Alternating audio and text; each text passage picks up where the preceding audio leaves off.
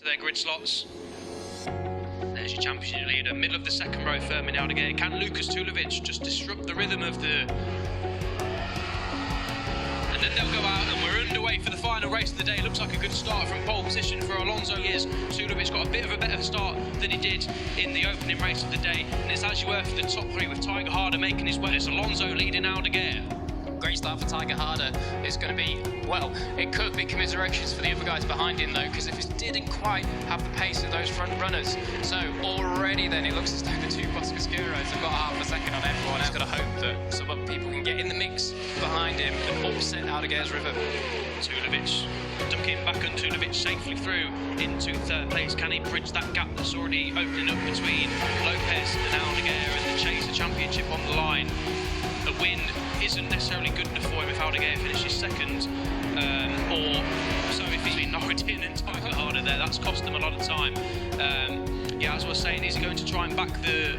You would say it's kind of the only thing he can do, but it's a very, very risky strategy. Yeah. Because if he does that, and then Aldeguer gets past him, he's then coming out onto the start-finish line. But as we cross the stripe then for lap one, two good starts there for Sam Wilford and Kevin Kubo across the stripe for lap one in race one.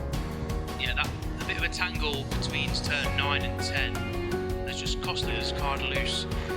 Just running a little bit wide there. It's getting busy in the opening exchanges. All the riders pushing hard to the Pedrosa corner, but I think he's stopped it and passed it to the apex, and no such dramas so far.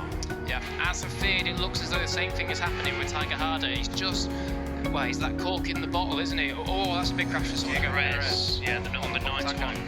Tumbling down the timing screens. No jump star, that's good news for everyone involved. No, he just hasn't got quite the early advantage that he'd want to have to maintain it. Tulovic is now a good 1.3 seconds up the road. Seems as though a bit of a return to racing for him, and still showing that he's got the talent that he had all those years ago when he was in. Aldeguer with the fastest lap of the race then. Expect that to change as the race goes on in the early exchanges. He's right at the heroes. If you think Alonso Lopez is frustrated with constantly being beaten by Fermin Aldeguer, yeah, Tulovic is maybe 3 tenths off the pace, and as that accumulates lap by lap, obviously it accumulates to seconds rather than tenths. And we do know how quick Tiger Harder is in late race laps, so that one may well come down to a spicy conclusion. Final race of the day. Aldeguer backing it in nicely into the Danny Pedrosa corner.